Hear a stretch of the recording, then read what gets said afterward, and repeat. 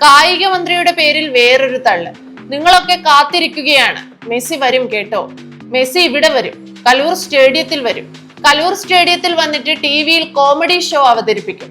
അങ്ങനെ പല പല വാഗ്ദാനങ്ങൾ. മെസ്സി ഇവിടെ ഇന്ത്യയിൽ വരെ വന്നു, ആന്ധ്രാപ്രദേശിൽ വന്നു, ബോംബെയിൽ വന്നു, ഡൽഹിയിൽ വന്നു. അപ്പൊ ഞാൻ മെസ്സിയോട് ചോദിച്ചു, മെസ്സി എന്താണ് കാരണം? താൻ ബോംബെയിൽ വന്നു, ഹൈദരാബാദിൽ വന്നു, ഡൽഹിയിൽ വന്നു, ഞങ്ങളുടെ കേരളത്തിൽ വരാത്തത് എന്തുകൊണ്ടാണ്? അപ്പൊ അദ്ദേഹം എന്നോട് പറഞ്ഞു, ചേട്ടാ എന്നോട് വേറൊന്നും വിചാരിക്കരുത്, കേരളത്തിലുള്ളവരോട് ഒരു ദേഷ്യവും ഇല്ല എനിക്ക്. ബട്ട് എന്റെ ബാലൻഡിയോർ പുരസ്കാരമുണ്ട്. ബാലൻഡിയോർ പുരസ്കാരം അറിയാമല്ലോ, ലോകത്തിലെ ഏറ്റവും മികച്ച ഫുട്ബോളർക്ക് കൊടുക്കുന്ന പുരസ്കാരമാണത്. അത് 8 സ്വർണ്ണ പന്തുകളാണ്. അയ്യപ്പസ്വാമിയുടെ സ്വർണം കട്ട് ഇവിടെ എന്റെ ബാലൻഡിയോർ വെറുതെ വയ്ക്കുമെന്ന് തോന്നുന്നുണ്ടോ? അങ്ങനെയൊക്കെ ചെയ്യാൻ ചേട്ടാ മറ്റാരുണ്ട് LDF അല്ലാതെ?